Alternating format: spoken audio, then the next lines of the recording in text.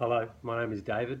I live on the Gold Coast with my wife Angie and my two children, Lawrence, who's 10 years old, and my daughter Zara, who is 8 years old. A little bit about my journey so far. If you go back 6 years ago, was a successful businessman, stressed up, pretty much burnt out, and very structured in my thinking. I knew where we were, I knew where we were going, I knew how we were going to get there. Life, though, when this universe throws curveballs sometimes, and it threw some at us in the shape of physical challenges, emotional challenges, and certainly financial challenges. Since 2010, I've had quite a few things physically happen to me. I've ended up with spinal fusions, shoulder reconstructions, knee operations, etc.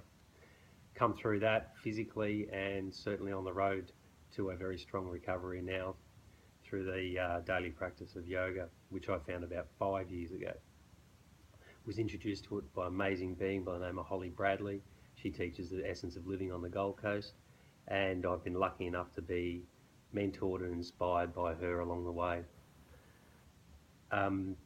Those crazy curveballs culminated end of 13 to beginning of 2014, where I guess pretty much rock bottom was hit, again financially, emotionally and spiritually.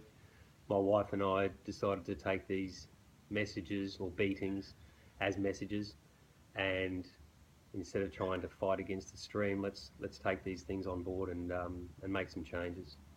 My wife now is a yoga teacher. She did Essence of Living's 15-week course in 2014, and now I watch her inspire others through workshops, teachings, etc. We've tried to transform myself a lot as well, and we're certainly on the road to that. There's been a lot of darkness, and yoga has been the light for me, which has helped me on a daily basis move forward. I have discussed with my wife and also with my amazing teacher Holly exactly how I should go forward with teacher training. She's always said, since a couple of years ago when we first started talking about it, you've got to look at Radiantly Alive and their immersion style program, which she thinks would resonate with me, and the multifaceted teachings that come in as well. She thinks that would sink into me well, and I would resonate with the teachings. I haven't been able to do it due to financial pressures, due to time, or due to timing. In June, I was lucky enough to be in Ubud, and I was in one of Daniel's classes, and I was nothing short of inspired, amazed at what I could do physically, inspired at how my thought processes were challenged. And that's what resonated with me, is that it's sometimes a different way of thinking which is going to bring a different result outside the mind. Big question. How will I make this world a more radiant place if I end up doing the teacher training at Radiantly Alive? I want to show people that change is possible. I want to share that message and the teachings of yoga with as many people as possible. I want to take this first step as one of many steps to becoming an inspirational being for people who need to see a little bit of light, and there's a lot out there. My big dream is to offer free yoga to every child who would like to come.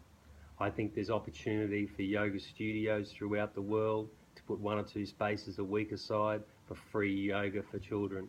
If we can help inspire these young ones to become free thinking and start questioning the status quo, I think we can lift the vibration of our species and get it towards a more caring and cohesive community. A little bit how the stars have aligned to make this possible.